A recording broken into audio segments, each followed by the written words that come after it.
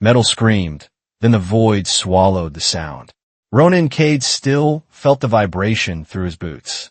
It ran up his tether like a hard shiver as he drifted inside the Gravechain Belt. His lines snapped tight and stopped a slow spin that would have carried him into the wreck field. He caught a broken strut with one gloved hand and pulled himself closer, forcing his breathing to stay steady. A ping cut through the static on his wrist comm. It was not a salvage tag. It was a distress beacon, weak and stuttering, repeating like it only had a few tries left. His display showed a dying power curve. Whoever lit, it was running out of minutes. Why would anyone light a beacon out here, in a lane where patrols answered with bullets? Ronan could already picture the story they would sell. A Sylari patrol finds a forbidden signal. A human scavenger is near it. The belt rotates, traffic sweeps the corridor, and the blame lands where it always lands. If he ignored it, someone died. If he answered it, he might die with them. Either way, the question was the same. Who was desperate enough to call for help in the Gravechain Belt? And what were they carrying that made the call feel like a trap? Ronan kicked off and coasted toward the source anyway. He did it because he could not unhear a dying beacon. He did it because he still believed time mattered. The capsule rotated like a coin in slow motion, wedged between two dead hull plates. Frostline casket was stamped on the shell in faded marks. The casing was cracked, and a thin frost halo leaked into vacuum, flashing white in starlight. Ronan anchored with a magnetic clamp and leaned in. No voice came through, only the beacon and one faint thump from inside the shell. It could have been debris shifting, or it could have been a heart. Ronan drew his cutter and traced a tight line along the seam. Sparks bloomed and vanished instantly. The seam gave way with a soft jerk, and the capsule exhaled its last trapped air. Ronan cursed under his breath and widened the opening. The belt never waited for careful hands. A figure lay inside, strapped to a seat that had half torn loose. Pale armor, Sylari make. Her chest plate was dented inward, and her skin was cool gray-blue, traced with thin lines that glowed faintly. The glow flickered like a dying indicator. Her helmet was gone, and ice crystals clung to her lashes. Ronan did not need a scanner to know she was close to the edge. He could leave. Many scavengers would. Sylari Continuum patrols did not forgive mistakes, and they did not care about a human's intent. But Ronan had done rescue work once, long before the belt ate his unit alive. His hands moved before fear could win the argument. He slid into the capsule, squeezed between twisted braces, and locked his boots to the floor. 2 fingers pressed to the ridge at her neck. A pulse barely there. Her belt caught his eye. A hard case, sealed and heavy, marked with medical hazard symbols. The label read Vita Lock Module in worn print. Next to it hung a smaller device, matte black, with a bio latch. Sable key. Cold went through Ronan, sharp and metallic. This was not a random crash. But the first rule still held, even out here. If they're breathing, you buy them time. Ronan slapped a seal patch over the worst crack in the capsule wall. Then he muted the beacon on his comm. That single tap was the moment he could not undo. Whoever had been hunting her would now hunt him too, and they would call it justice. Ronan dragged the capsule toward a slab of wreckage with a hollow belly. It was a pressure pocket he had built over months, a cave made of plates and foam, hidden where scanners lied. He hauled the Sylari officer inside and sealed the hatch behind them. Pumps whined as thin air filled the pocket. A weak light strip flickered, then held. The officer's eyes fluttered open for a second. She saw him, tall and scavenged plating, visor dark. Her expression did not turn to rage. It turned to resignation. She closed her eyes as if she had already decided how this ended. Ronan froze because he had seen that look on humans too. It was the look that said mercy was a myth. He lifted his visor and let her see his face. "I'm not going to hurt you," he said. She did not answer. Her breathing rattled once, then steadied. Ronan reached for his med kit and stopped himself from touching her belt. He did not want her to think he was here for the case. He loaded a clotting dose into an injector and pressed it to her side. Her eyes snapped open, wide with shock. She tried to pull away, but she had no strength. Ronan kept his voice calm. "Hold still. This will sting." The injector clicked. A small tremor ran through her torso. Ronan wrapped a compression band, checked her airway again, and set a thermal blanket over her shoulders. Outside, the Gravechain Belt drifted on, cold and indifferent. Inside, Ronan listened to the steady sound of someone not dying yet. And the real question settled in his gut like a weight. Who was powerful enough to erase a Sylari officer in neutral space? And what did they want from the module on her belt? Hours later, the light strip still hummed. Ronan had built the shelter into a real hide over time. Plates of whole metal-formed walls, and a small generator fed power through cables he had spliced by hand. The Sylari officer woke like a soldier. One breath in, one breath out, then a full scan with her eyes. She found Ronan first. He sat near the hatch, back against the support beam, a tool in his lap. Her hand moved toward her belt, fast and trained. She flinched when her fingers hit pain. Ronan did not move toward her. He stayed where he was, palms open. "You are awake," he said. "Do you know where you are?" "Gravechain Belt," she answered, voice rough. "Yes," he said. Her eyes slid to the Vita lock module case. Still sealed. Still on her belt. That detail confused her more than the injury. "You did not take it," she said. Ronan shook his head. "It is yours. I'm not a thief." Her jaw tightened. "Your kind steals planets," she said, like she was repeating a lesson. Ronan gave a small, tired laugh with no humor. "My kind barely keeps its own ships running out here." She tested her limbs and tried to sit up. Pain forced her down. Ronan reached for a pouch and held it out instead of approaching. Water. Small sips. She took it, suspicious but thirst one. She drank and watched him over the rim. Ronan waited until her breathing eased, then lifted a compact spool from his kit. "Your stitches need support. Ghost weave sutures. It bonds clean and holds under movement." Her gaze sharpened at the phrase. "Human medical fiber," she said. Ronan nodded. "Old stock. It still works." Her biolite lines glowed unevenly, like her body was fighting itself. She stared at him as if she could not find the angle. "You had no reason," she said, "to save me." Ronan met her eyes. "There was a reason. You were alive." She blinked, thrown off by how plain it sounded. In her training, humans were described as heat and aggression, always escalating, always choosing dominance. This man looked like a scavenger with a worn face and eyes that had seen too many empty helmets. He shifted closer by a small distance, slow enough that she could stop him if she had strength. He cleaned the wound edge with a sterile wipe. He did not touch the bell case. He did not glance at the key. She held her breath as the sutures warmed and settled. "You are Ronan Kade," she said, reading the stitched strip on his chest plate. He nodded once. "And you are Sylari Continuum," he replied carefully. "Your armor says officer." She hesitated, then gave her name like it cost something. Lyss Avarin. Ronan repeated it as if memorizing a code he could not afford to forget. "Lyss Avarin," he said. Lyss watched his hands work. "No checking. No breathe. Only focus." "Your people hate mine," she said. Ronan sealed the last band and leaned back. "My people hate dying. That is not the same thing."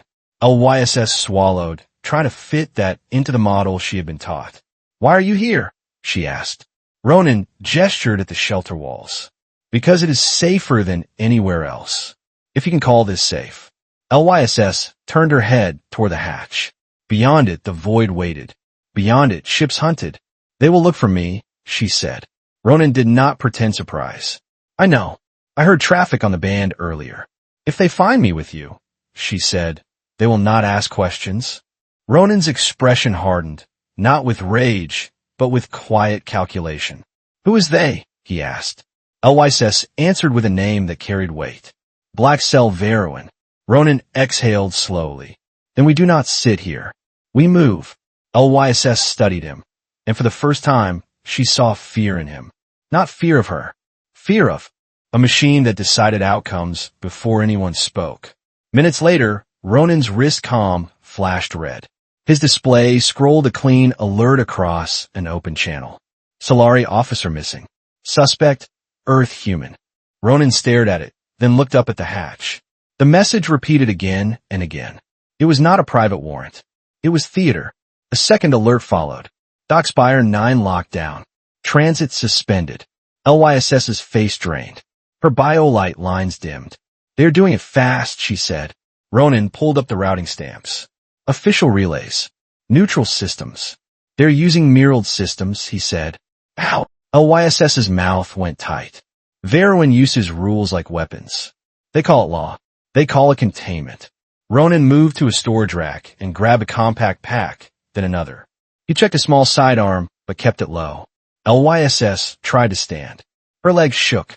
Ronan caught her elbow, steady, not possessive. "Slow. You are not ready for a sprint," he said. LYSS pulled away out of instinct, then stopped.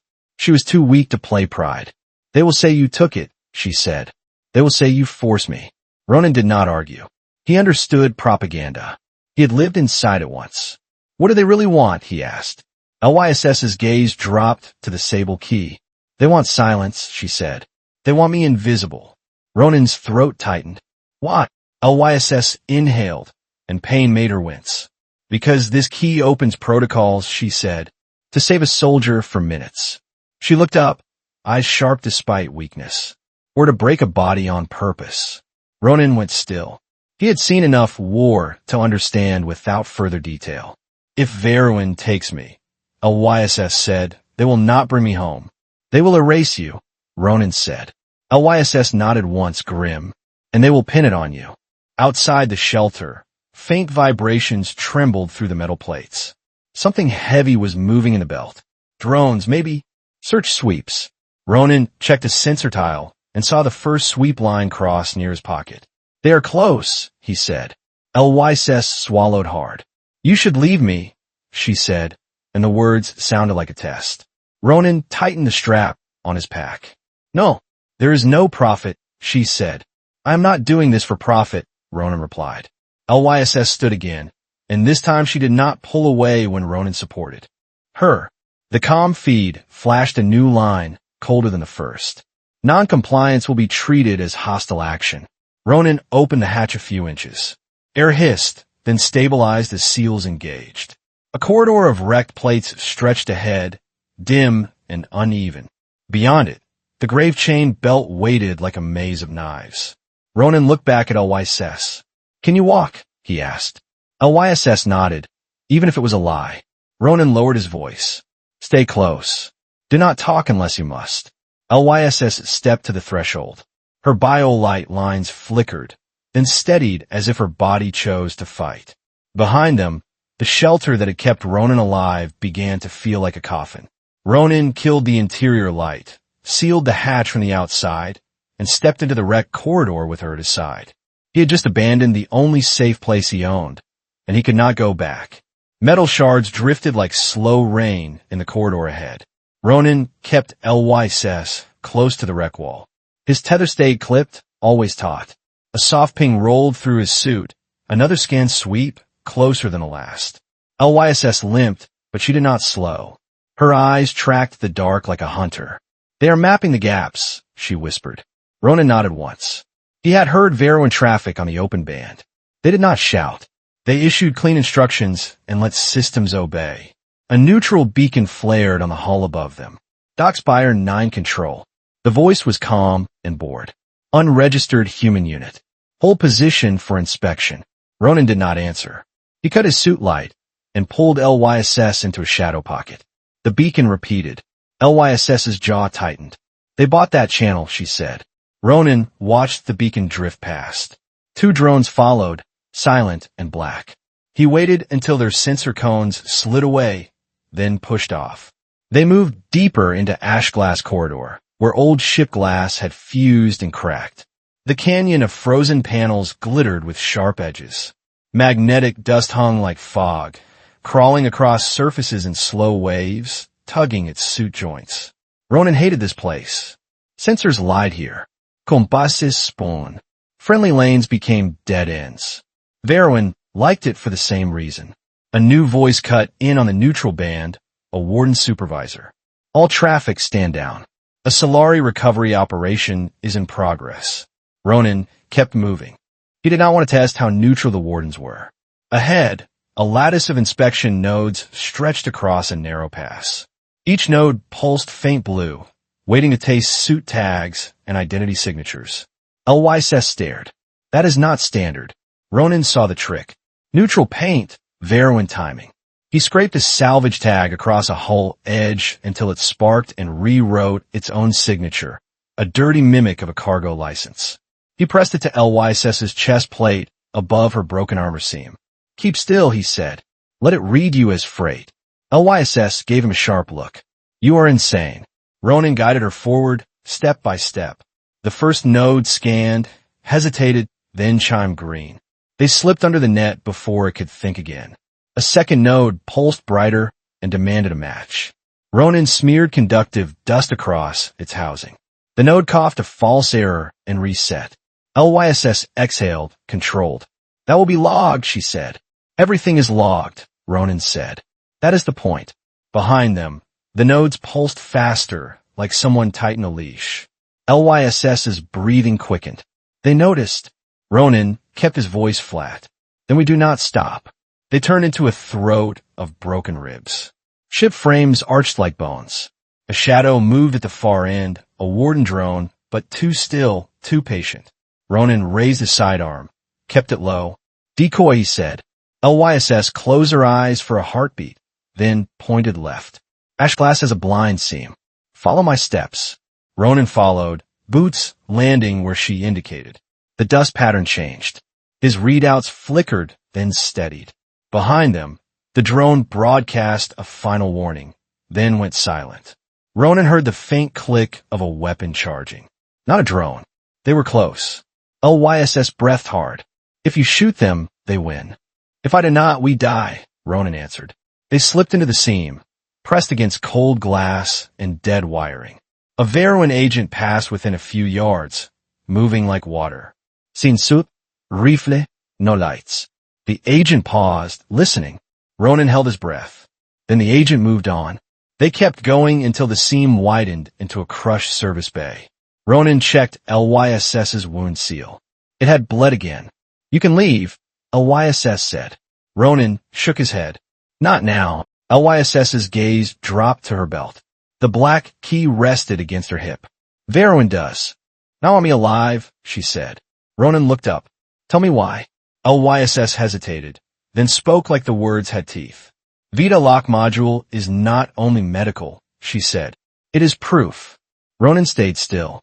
He let her speak. There are protocols inside it, Lyss said.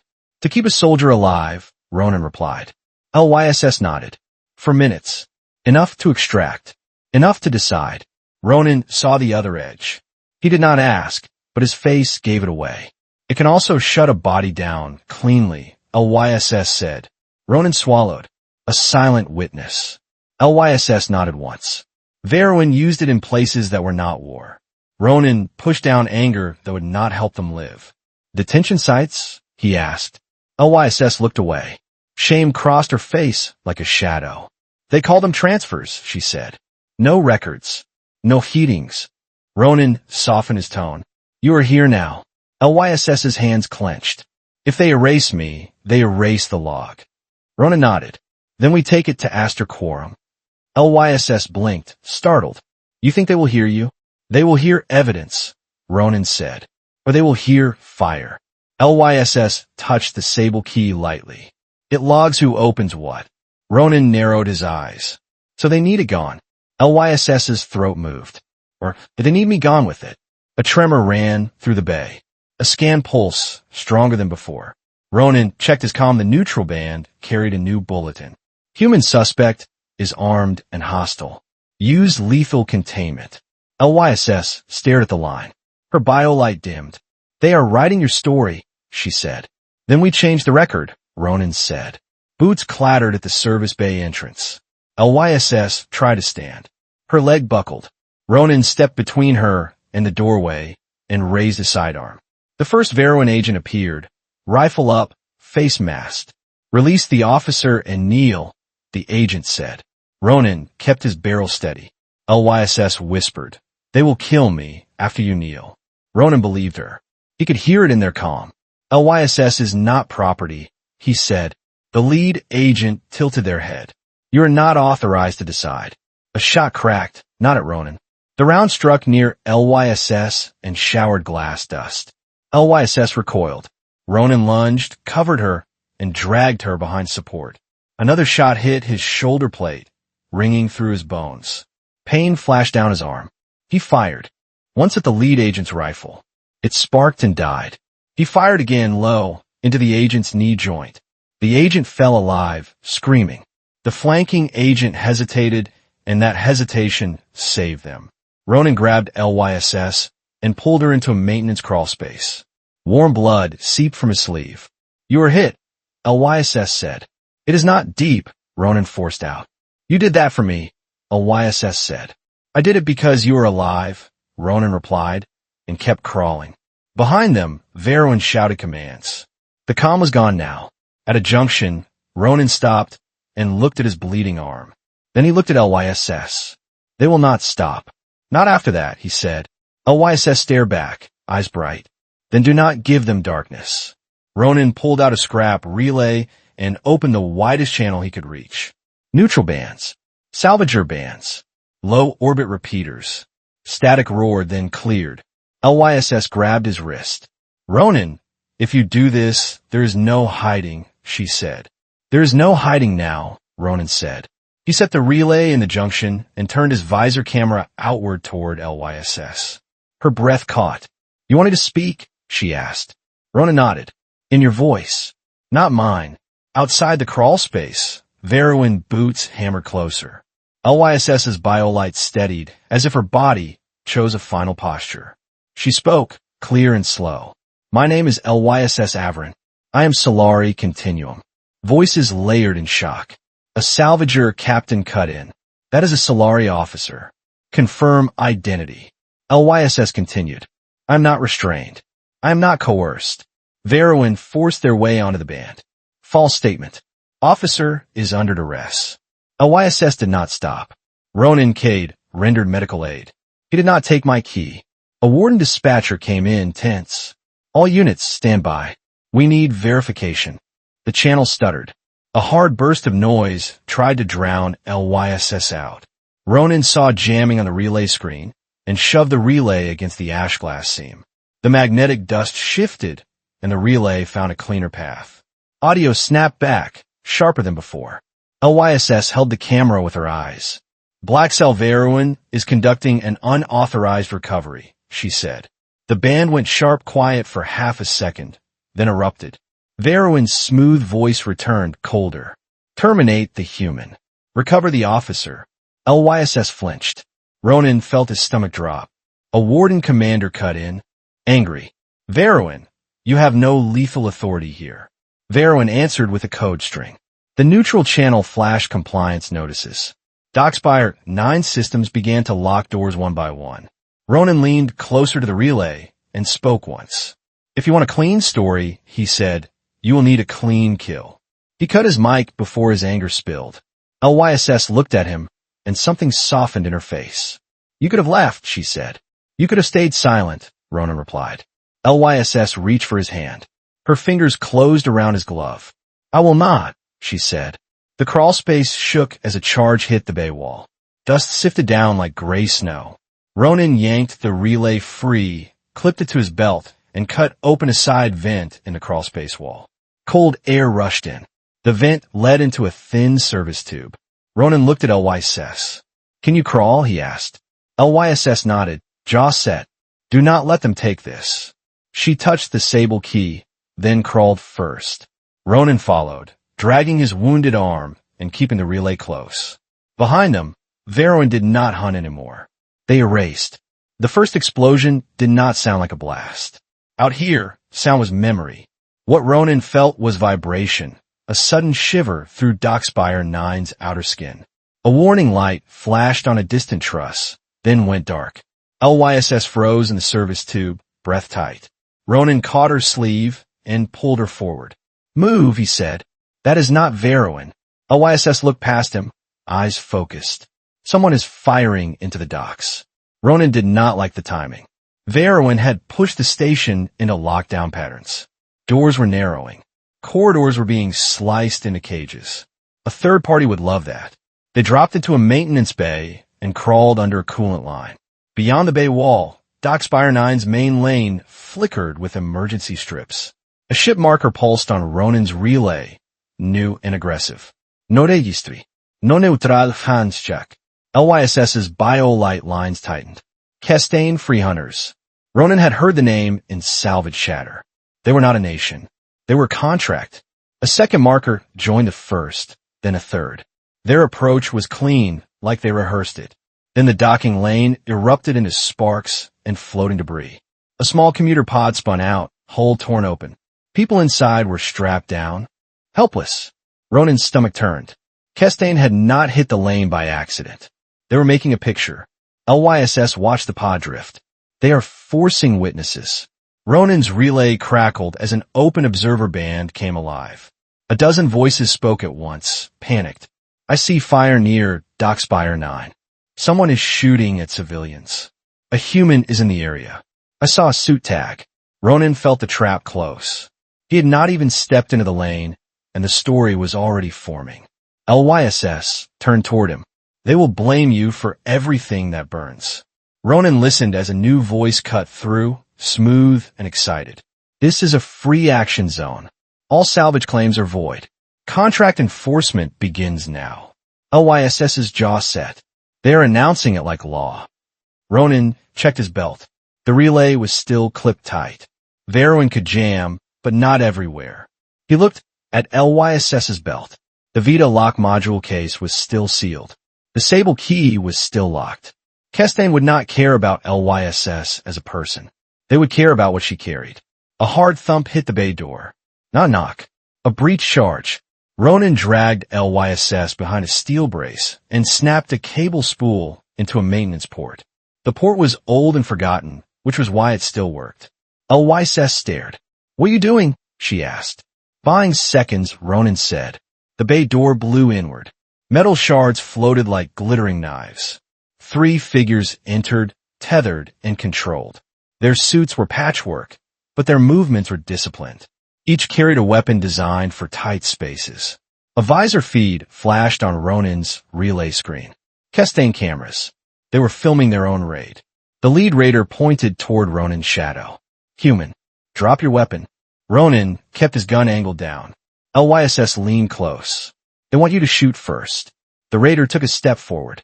The muzzle lights brightened. A second raider shifted, lining up with LYSS, tracking her belt.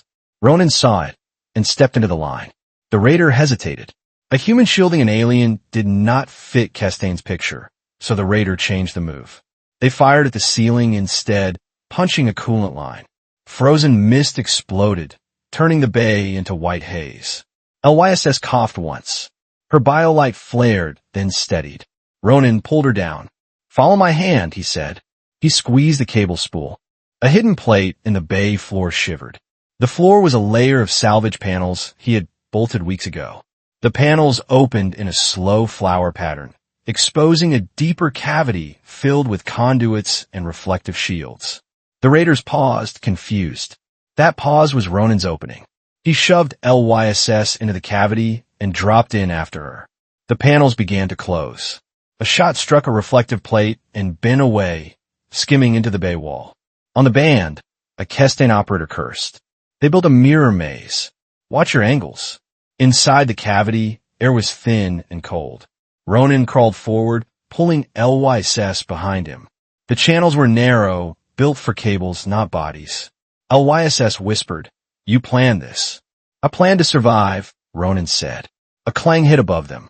A raider stepped on the panels, searching for the seam. Ronan popped a small cylinder from his pack. A blackout pulse emitter. LYSS stiffened. That can fry systems. It can also blind them, Ronan said. If I tune it low. LYSS stared at him. Low enough to keep them alive? Ronan met her eyes. Yes. LYSS held his gaze, then nodded once. Ronan wired the emitter into the lattice conduits. He did not need perfect conductivity. He needed chaos. Above them, raiders cut into the bay wall with a torch. The hiss of hot metal filled the space. Avarin was letting Castaigne do the dirty work. LYSS pressed her palm to the wall. Their weapons have smart locks. Ronan frowned. How do you know? Castaigne buys surplus, LYSS said. They do not build. Their locks are predictable. Ronan breathed out. Then we hit their locks. He triggered the pulse. A low hum snapped into a sharp ripple. Above them, a raider shouted, "My sight is gone. My suit is stuttering." A weapon discharged by mistake, and the shot bent away harmlessly. Castaigne cameras screamed with static. Ronan crawled to a vent slit and looked out. Raiders stumbled, grabbing rails, suit lights blinking. LYSS whispered, "Now." Ronan opened a hatch and climbed out behind them. He moved fast but controlled, aiming at knees and weapon grips, not faces. He fired once, and a raider's weapon died with smoke curling from the receiver. LYSS emerged behind him, disciplined despite the limp. She kicked a tether line, wrapping it around a raider's ankle and a bay brace. The raider fell. Hard. Ronan fired again, and a second raider's visor went black. "Human is attacking." "Lethal authorized," the raider shouted. LYSS snapped. "You are raiding a neutral dock. Stand down." The raider laughed, thin and cruel. "Neutral is a story. We sell stories." Ronan felt something inside him go cold. Castaigne did not want only the module. They wanted a narrative they could trade. He saw the lead raider reach for LYSS's belt. Ronan slammed the raider's arm away. The raider's glove brushed Ronan's wound, and pain flared, but he did not back off. LYSS stared at him, then stepped closer, shoulder to shoulder. Ronan triggered a second low pulse, shorter. Raider's suit joints locked for a heartbeat. Long enough. Ronan snapped the lead raider's tether onto a bay anchor and tossed the raider's weapon into the lattice cavity. LYSS secured the second raider with a cable restraint, precise and quick. The third raider backed away as vision returned in flickers and the camera feed tried to stabilize. LYSS pointed. "They're still streaming." Ronan looked up at a cracked station camera that still watched. Witnesses were everywhere, even when no one wanted to be. The third raider fired at the camera, shattering it. The shot was for the audience. Ronan stepped forward. "Leave," he said. The raider hesitated, then retreated through the breach. On the observer band, voices rose again.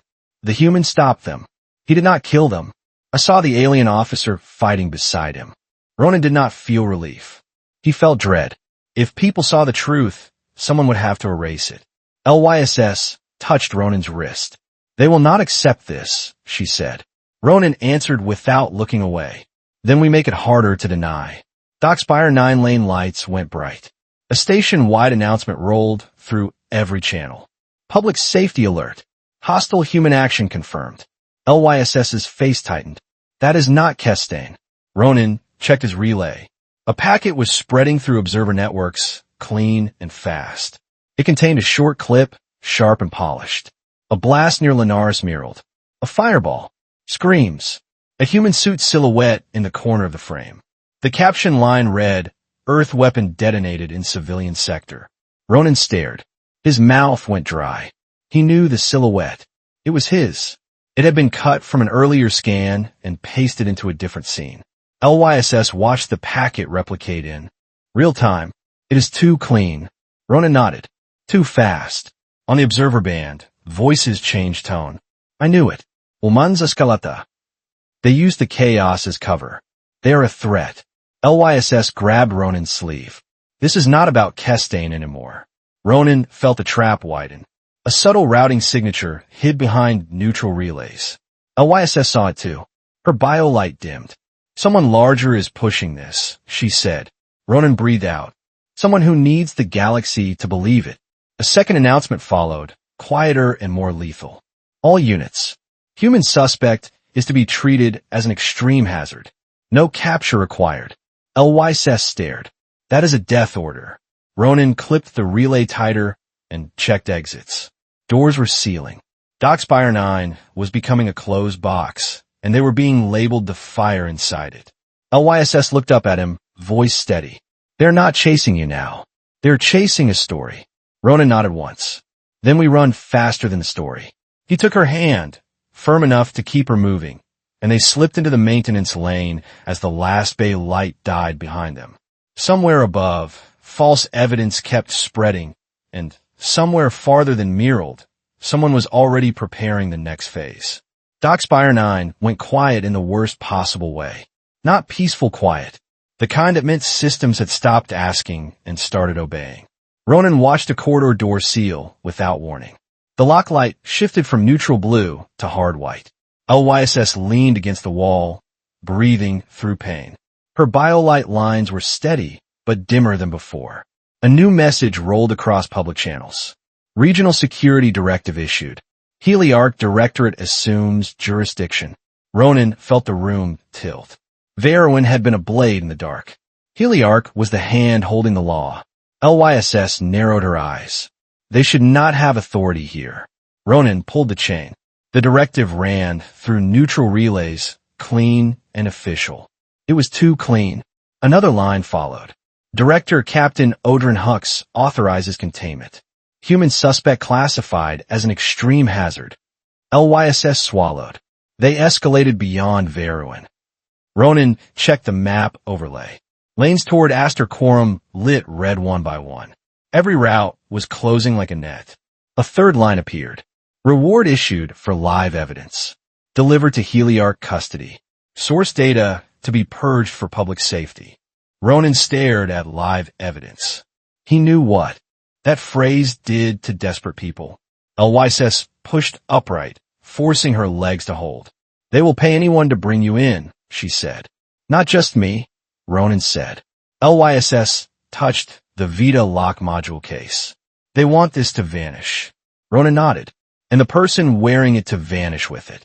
Lyss's jaw tightened. They do not need proof. They need agreement. A maintenance panel flickered, and a station voice spoke calmly.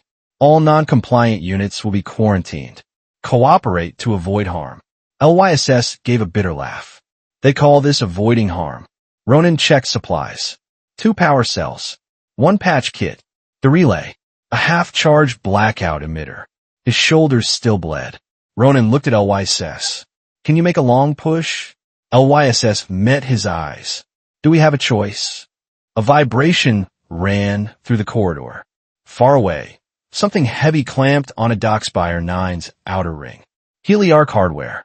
A crisp, formal voice cut through the region band. This is Director Captain Odrin Hux. You are witnessing an emergency stabilization. The voice was smooth, built for public confidence. A dangerous human actor has initiated hostile action near Linares Mirald. Evidence indicates intent to destabilize neutral space. Lyss whispered. He is speaking to the entire region. Ronan watched observer feed shift. Doubt collapsed under repetition. Lyss grabbed Ronan's sleeve. We need a route that is not a route. Ronan pointed at a thin line on the map. Ashglass maintenance trunk. It ran parallel to locked corridors and connected to an exterior brace. Lyss nodded. It leads to a tug yard. Ronan opened a wall panel and forced a service door to release. Cold air brushed their faces as they slipped into a trunk packed with conduits. Cooling lines rushed past. Power cables hummed. Ronan moved first, guiding Lyss with his good arm. She kept steps light despite the limp. A station camera rotated and tracked, then stopped. Ronan saw a tiny red dot on the housing. Heliarch had upgraded the eyes. Lyss whispered. They are rewriting the station. Ronan kept going. Then we outrun the rewrite. A private message hit his relay. Non-compliant subjects detected. Routing to quarantine. Trunk lights dimmed. Ahead, a hatch began to close. Ronan shoved Lyss forward. Now, they slid under as it sealed. Ronan's shoulder plate scraped metal, and pain flashed, but he swallowed it. You are bleeding, Lyss said. Later, Ronan replied. They dropped into a tug yard filled with dead machines. Small tugs floated on tethers like sleeping insects. Cranes hung frozen, claws open. An engine coughed somewhere, then died again. Lyss looked up. We can steal one. Too loud, Ronan said. Lyss pointed at a compact unit with a cracked hull. That one is already broken. It will not stand out. Ronan moved toward it. Then a soft chime rang across the yard. A drone drifted into view. White hull, clean lines, Warden colors. Please identify. Compliance prevents injury. Lyss stiffened. That is not a Warden drone. Ronan saw the tiny Heliarch mark under the paint. He raised his empty hand, buying time. We are injured. We need medical. The drone paused. Its lens narrowed. Approach the unit. Ronan leaned closer to Lyss. It is bait. Lyss nodded. They want you framed on clean footage. Ronan set the blackout emitter on the tug hull and wired it to the tug battery. As the drone drifted closer, he triggered a low pulse. Its lights flickered. Hover stuttered. Lyss stepped in and tore a panel off the drone. Static spilled from its speaker. Ronan slammed it onto a tether post. The drone went still. Lyss looked at Ronan. We have seconds. Ronan climbed into the tug cockpit and kicked the manual start. The engine coughed, protested, then woke. Cold exhaust puffed into the yard. A Heliarch channel lit up. Subject attempted assault on neutral unit. Capture authorized. Lyss cursed softly. They got what they wanted. Ronan gripped the controls. Then we give him something else. He gunned the tug low and controlled and slid it into the debris lane. Dockspire 9 sealed itself behind them. The belt did not care about loss. It cared about mass and momentum and the thin margin between drift and death. Ronan kept the tug tight to a wreck ridge, using dead metal as cover. Lyss sat beside him, one hand braced on the console, the other near the Vita lock module. Heliarch flooded the band with edited clips. A loop showed Ronan striking the counterfeit drone. The clip ended before the Heliarch mark was visible. The caption read, Human attacks neutral responders. Lyss watched it. They do not need truth. They need repetition. Ronan looked ahead. Aster Quorum is still our target. Lyss nodded. And Quorum relay window is our only entry. Ronan glanced at her. Explain. Lyss swallowed. Aster Quorum runs a timed relay for public petitions. It opens briefly. Ronan tightened his grip. How brief? Minutes, sometimes less, Lyss said. Ronan felt the clock slam down. The tug shuddered as it grazed a dust field. Magnetic particles clung to the hull. Ronan corrected thrusters and stabilized. Then a clean ping hit the console from open space. Lyss's eyes widened. They're tracking our wake. Pursuit markers appeared, fast and disciplined. Heliarch Directorate. They did not chase like scavengers. They boxed in. A warning flashed. Yield to regional custody. Noncompliance will result in termination. Lyss's biolight dimmed. They said it again. They mean it, Ronan said. A pulse wave hit the hull, shoving the tug toward a neutral cargo skiff drifting ahead. Cameras loved that kind of collision. Ronan saw the trap. If he clipped the skiff, Heliarch would call an attack. If he avoided it, they would push until he hit something else. Lyss whispered, do not shoot. Ronan clenched his jaw. They will kill us. Lyss met his eyes. They will kill us anyway if they get the story. Ronan's hand hovered near the sidearm mount. Lyss cut through steady. Ronan, look at me, she said. He looked. If you become what they need, we lose forever, she said. Ronan breathed once. He killed thrust and let the tug drift, sliding past the cargo skiff with inches to spare. The tug scraped metal. Sparks flashed. The skiff stayed intact. Heliarch Directorate, fristreated. A net round wrapped the tug's rear thruster. The engine stuttered. Ronan cut the net and forced thrust back online. A second round struck the tug canopy. It shattered the outer layer and sprayed fragments inward. A shard cut Lyss's shoulder deep. She made a short sound, then clenched her teeth. Do not stop, she forced out. Ronan's voice went tight. You are hurt. Later. Keep moving, Lyss said. Ronan slammed the tug into a debris pocket. Heliarch stayed on them, precise and relentless. Lyss pressed her palm to her shoulder, trying to slow the bleed.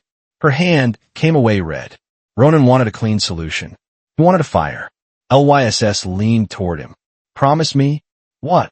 Ronan said. Promise you will not trade the truth for my life. Lyss said. Ronan stared. Do not ask that. Promise, Lyss repeated. Something in Ronan cracked into commitment. I promise, he said. LYSS exhaled like that was oxygen. Then the next wave came. A deep vibration rolled through the belt.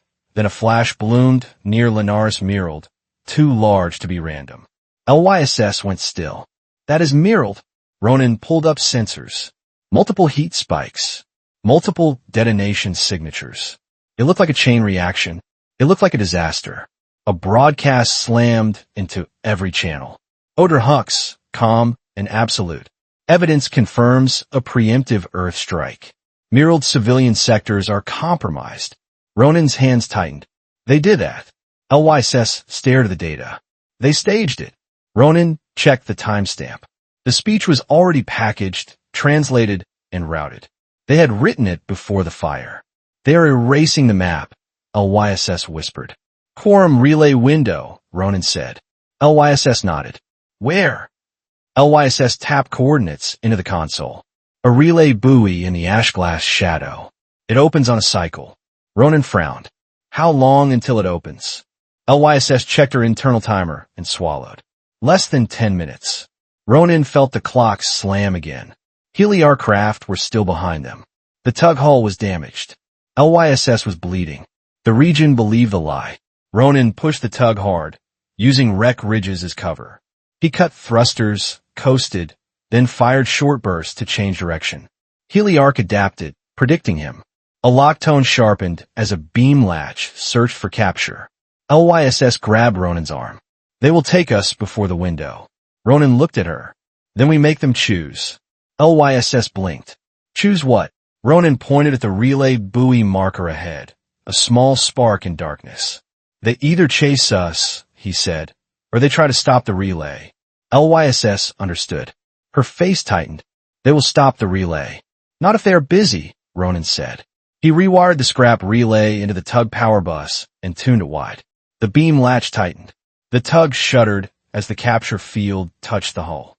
LYSS grabbed the Vita lock module case. The data is inside this. Ronan nodded. And in your key. LYSS's fingers trembled on the sable key. If they take it, they can lock it. Ronan glanced at the buoy. Closed, but the capture field was tightening. You have to transmit, Ronan said. I cannot outcode Heliarch, LYSS replied. You do not need to outcode, Ronan said. You need to authenticate as Sylari Continuum. LYSS swallowed. They will kill me for that. They are already trying, Ronan said. LYSS stared at him, fear softening into something else. Trust turning into love without either of them naming it. If I do this, do not let them take you, LYSS said. If you do this, I do not let them take you, Ronan answered. The relay buoy flashed. The window opened. Ronan shoved the tug into the signal cone. The capture field yanked hard, dragging them back. Metal groaned. LYSS plugged the Vita lock module into the relay port with shaking hands and pressed the sable key to the latch. The port recognized her. LYSS spoke into the mic, clear despite pain. My name is Lyss Avarin. I am Sylari Continuum. This transmission contains verified custody logs and medical protocol access records. The buoy pulsed, hungry for data. Then jamming hit. Noise flooded the cone. Ronan shoved more power into the relay. Tug lights dimmed. The engine coughed. Ronan made a decision in one breath. He cut the safety governor and dumped the last clean power into the relay. The tug would not survive, but the data might. The buoy flared brighter. The window was still open, but closing. LYSS's voice stayed steady. Director Captain Odrin Hux initiated source data purge. Mirald incident is staged. Raw telemetry is attached. The capture field tightened again. Structural failure warning screamed. LYSS looked up, eyes wet and firm. Ronan, if the tug breaks, you jump first, she said. Ronan shook his head. No. LYSS grabbed his hand. Promise me. Ronan swallowed, then nodded. I promise. Together. The transfer climbed fast. The jamming pressed harder. Heliarch fired again. The canopy cracked further. Air hissed. LYSS did not flinch. She kept speaking because her voice was the anchor. The console flashed. Transfer complete. In the same instant, the tug's rear frame snapped. Metal tore. The tug spun. Ronan grabbed Lyss, locked her harness, and slapped a seal patch over the worst crack. The relay buoy dimmed as the window closed, drifting away with their evidence inside it. Heliarch craft closed in, silent and inevitable. Lyss leaned against Ronan, breathing hard. Now, they have to chase the truth too, she whispered. Or they burn everything to stop it, Ronan said, as the tug spun into the ash-glass shadow. Aster Quorum did not greet them with lights. It greeted them with silence and sealed doors, like the station had already decided. Ronan and Lyss arrived in a battered tug that should have died hours ago. The hull was cracked, and the engine sounded like it was chewing metal. A security skiff met them at the entry ring. Weapons stayed visible, not aimed but ready. A voice came over a clean channel. Dock and surrender all devices. You will be escorted to hearing. Lyss kept her posture straight. Her shoulder was bandaged, but blood still found new lines. Ronan stepped out first, hands open, and let them scan him and tag him as a threat. Lyss stepped out second. The guards watched her like she was the greater risk. They walked through a corridor lined with observation glass. Faces behind the glass stared without speaking. Ronan felt the weight of the story they had been turned into. Lyss leaned closer. They expect a monster. Ronan kept his eyes forward. Then we give the math. They entered the chamber through a narrow gate. It was practical, built for record and review. Cameras were embedded in the walls like eyes that never blinked. At the center sat Speaker Thane, tall and still, hands folded. Around the chamber, delegates from many worlds sat behind simple plates and name glyphs. Some watched with suspicion. Some watched with hunger. No one looked neutral. Speaker Thane raised one hand. This hearing concerns the Myriad incident and the human actor Ronan Kade, and the Sylari officer Lyss Avarin. Lyss stepped forward. She did not bow. I was hunted by Black Salvager, she said. Not rescued. A ripple moved through the chamber. A Sylari delegate tightened their jaw. Speaker Thane tilted their head. Avarin denies unlawful action.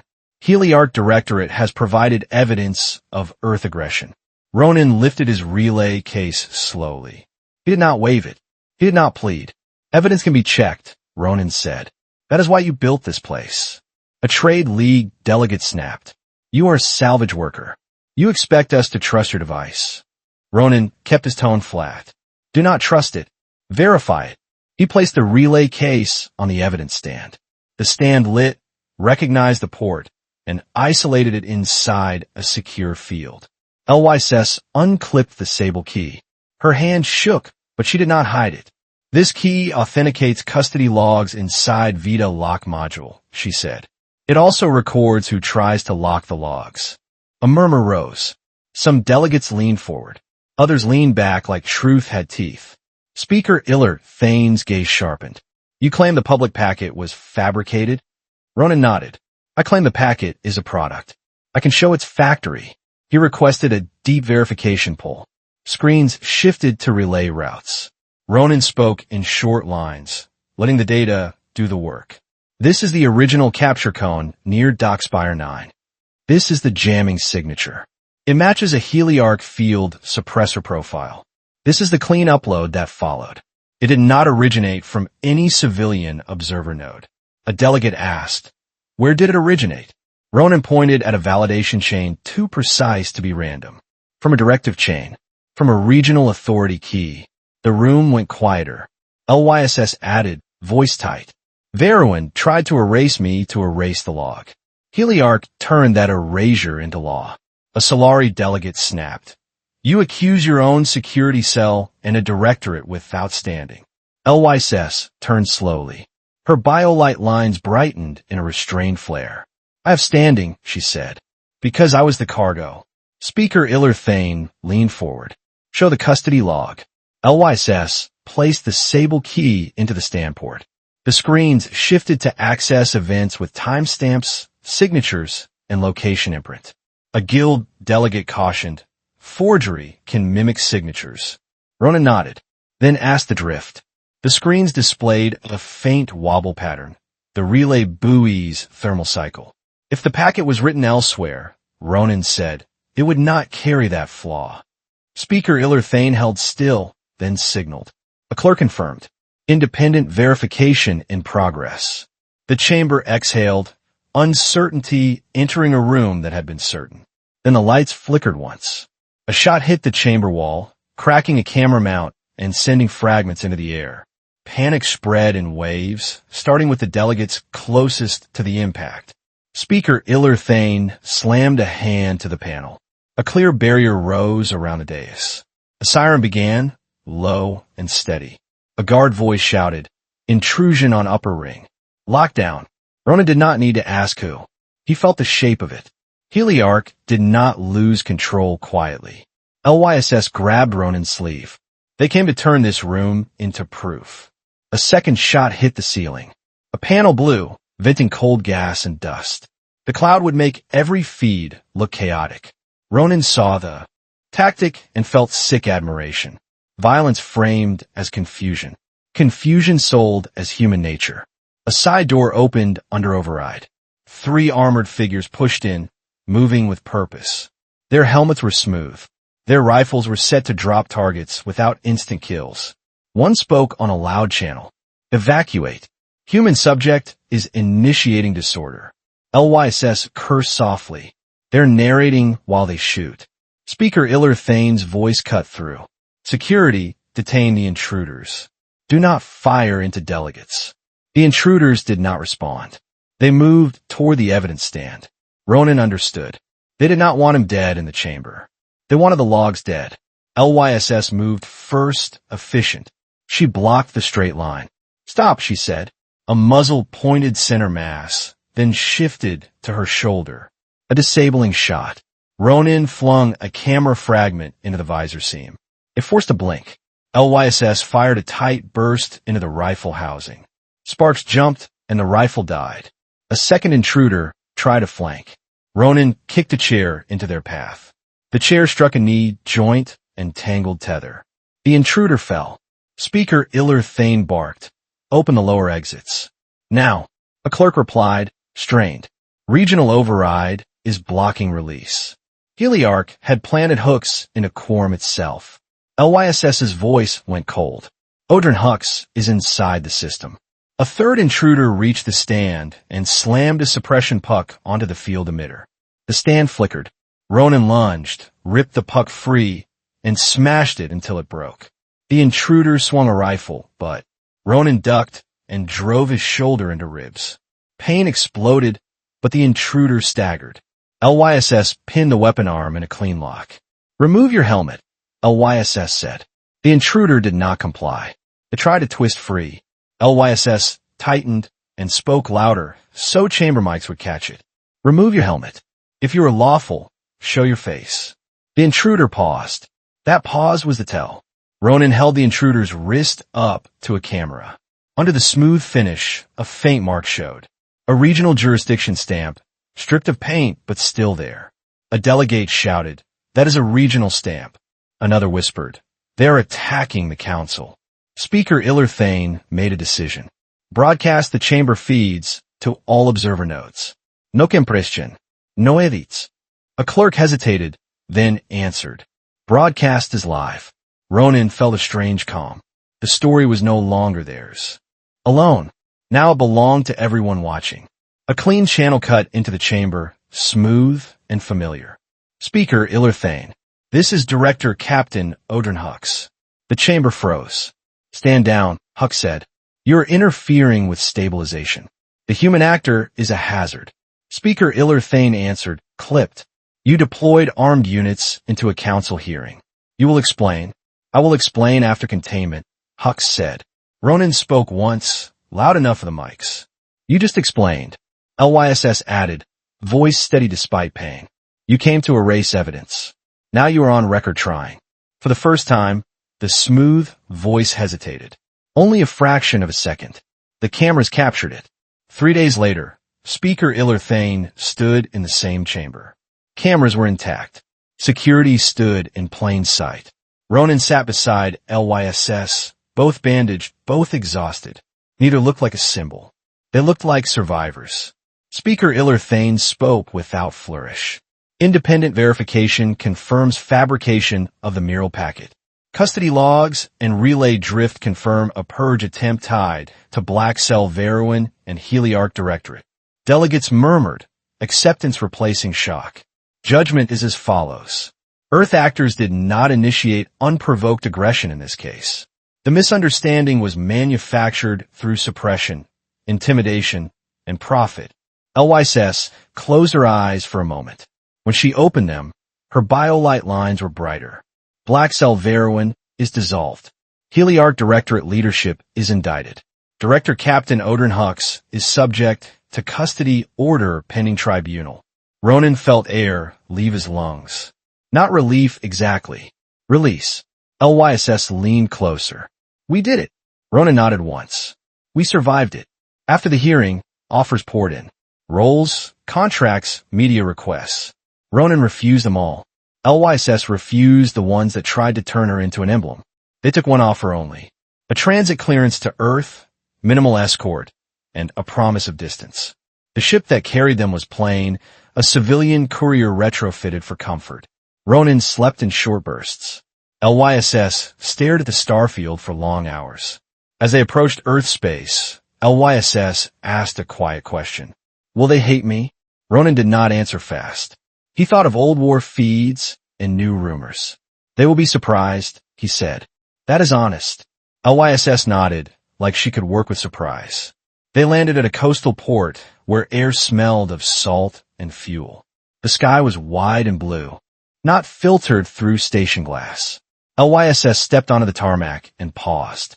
Wind tugged at her uniform. Sunlight caught her biolight lines and made them look almost gentle. A ground crew watched from a distance, tools in hand, frozen mid-task. A security officer stared, then remembered to breathe. No one shouted. No one rushed. They simply watched, trying to fit reality into a space where rumor had lived. Ronan walked beside Lyss, not in front of her. He did not present her. He just stayed close. A port supervisor approached, careful and stiff. Sir, the supervisor said to Ronan, then looked at Lyss and faltered. Mong. Welcome. Lyss inclined her head slightly. Thank you. The supervisor tried to smile and failed, then tried again. We were told you would arrive, the supervisor said. We did not know what that would look like. Ronan answered calmly. It looks like two people who want a quiet life. They drove inland in a small ground vehicle Ronan had rebuilt from salvage. It rattled, but it ran. Lyss watched trees and power lines slide past. She touched the window once, like she needed to confirm it was real. Ronan glanced at her. Too much green. Lyss gave a small, tired smile. Too much space. Ronan nodded. You get used to it. His home was modest, near a workshop yard. Tools hung on walls, spare parts sorted in bins. Lyss stepped inside and looked around slowly. No banners. No trophies. Just a life repaired and kept running. She turned to Ronan. This is where you were from? Ronan nodded. This is where I will be. Lyss took a breath, then did something that would have shocked any council delegate more than speech. She set her sable key on a shelf by the door, like it was just a set of house keys. Then she stepped closer and rested her forehead briefly against Ronan's shoulder. No drama. No declaration. Just contact. Outside, a neighbor stood at the fence line, pretending to check a tool and failing to pretend well. The neighbor looked at Lyss, then Ronan, then back again. Ronan lifted a hand in simple greeting. The neighbor hesitated, then waved back, slow and unsure. Lyss watched the exchange and whispered, They are afraid. Ronan answered softly, They will learn. Lyss nodded once. She looked around the workshop again, then at Ronan. Teach me. Your routines, she asked. Ronan exhaled, tension finally loosening. All right, he said. We start with the basics. Lyss's biolight lines brightened, not like a flare, but like a quiet promise. In the place where rumors painted her as a threat, she stood in plain daylight, beside a human who refused to hate. That ordinary image, carried by no camera at all, would change more minds than any war feed ever had. Ronan and Lyss did not win by being louder than the galaxy. They won by refusing to become the story that powerful people needed. A lie can travel fast when it wears a uniform, but the truth has a weight lies cannot fake. It shows up in timestamps, in drift patterns, in scars that do not match the headlines. And in the end, the most shocking thing was not a weapon or a fleet. It was something smaller and harder to kill. Two people choosing each other in plain daylight. Because if you cannot control a human with fear, and you cannot erase a witness who refuses to disappear, then the old rules stop working. If this story hit you, help it reach more people. Tap like, share it with someone who loves real science fiction, and subscribe for the next one. Your support keeps these stories coming, and I will see you in the next upload.